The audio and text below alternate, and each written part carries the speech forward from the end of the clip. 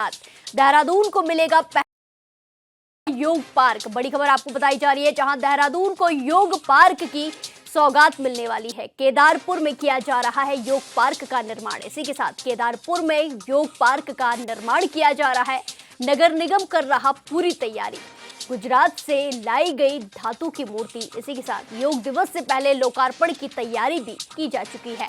बड़ी खबर आपको बताई जा रही है, जहां योग दिवस के मौके पर लोकार्पण किया जाएगा इस पार्क का। गुजरात से धातु की मूर्ति भी लाई गई है। पार्क में कराई गई है ओपन योग स्पेस की सुविधा। इसी के साथ पार्क में कई सारी सुविधाएं भी हैं, जिसमें योग ओपन स्पेस की सुविधाएं हैं। अंतर्राष्ट्रीय योग दिवस से पहले लोकार्पण की तैयारी है।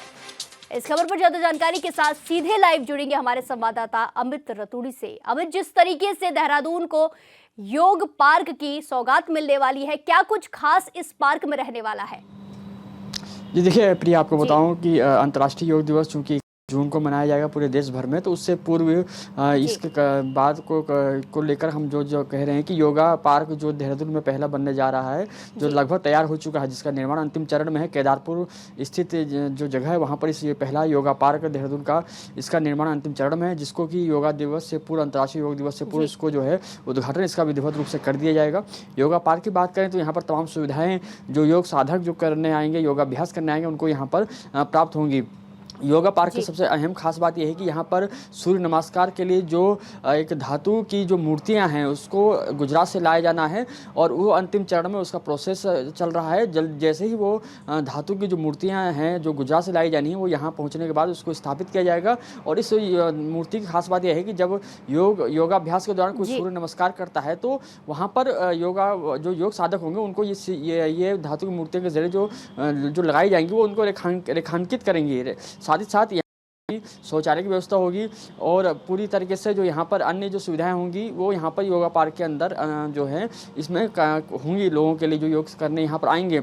इसके अलावा अगर हम बात करें, नगर निगम की ओर से सहस्त्रधारा में भी एक स्मार्ट पार्क की बनने का जो कवायद है वो चल रही है, वो भी अपने अंतिम चरण में है। लेकिन माफ कीजिएगा, देखिए अगर हम बात करें तो जिस तरीके से आपने बताया कि देहरादून को योग पार्क की सौगात मिलने वाली है, ऐसे में जो इसकी एंट्री फीस होगी वो निःशुल्क होगा या फिर इसमें कोई दाम लगाया जाएगा? लोगों के लिए निःशुल्क सेवाएं होंगी, क्या कुछ इसमें जानकारी है?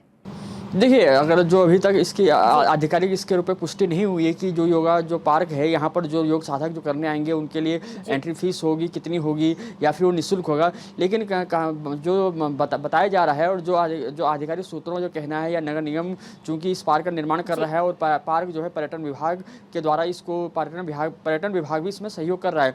लेकिन कहा जा रहा है कि इस पार्क कम राशि की एक न्यूनतम दरों पर इसमें प्रवेश शुल्क दिया जाएगा, ताकि अगर पार्क में कोई भी चीज़ें जो टूट फूट होती है या जो भी अन्य उसमें गतिविधियां जो लोग योग साधक करते हैं तो उसमें कई चीज़ें दिक्कतें आती हैं, खराबी कुछ होती है, तो उसको सही करने के लिए एक जो फीस जो लोगों से ली जाएगी उसी के जरिए उस चीज़ में सुव्यवस्थित किया जाएगा। उसी फीस के जरिए वहाँ पर जो चीज़ें हैं उनको ठीक किया जाएगा, जो भी चीज़ खराब होती है। लेकिन इतना ज़रूर है कि जो पार्क जो फीस होगी वो एक न्यूनतम दरों पर होगी, और क्योंकि यही है कि नगर निगम का कहना है कि हमारे कई सारे जो पार्क हैं और इसके अलावा जो एमडीडीए के अपने जो पार्क हैं वहाँ पर देखने में आया है कि जो वहाँ पर जो निःशुल्क होने के बाद जो वहाँ पर लोग जाते हैं, तो ऐसे में वहाँ पर कई सारी चीज़ों को टूट फूट हो जाती है, देखभाल नहीं हो पाती है। तो इन सब चीज़ों को मद्देनज़र यहाँ पर जो है न्यूनतम फीस रखी जाएगी, और जो टूट फूट ना हो, अराजकता ना फैले, वहाँ पर अराजक तत्व ना घुसे, तो इसको लेकर गार्ड की भी वहाँ पर व्यवस्था की जाएगी जो 24 घंटे वहाँ पर तैनात रहेंगे। जी बिल्कुल अमित, जिस तरीके से देखा जाता है कि कई सारे पार्क खोले जाते हैं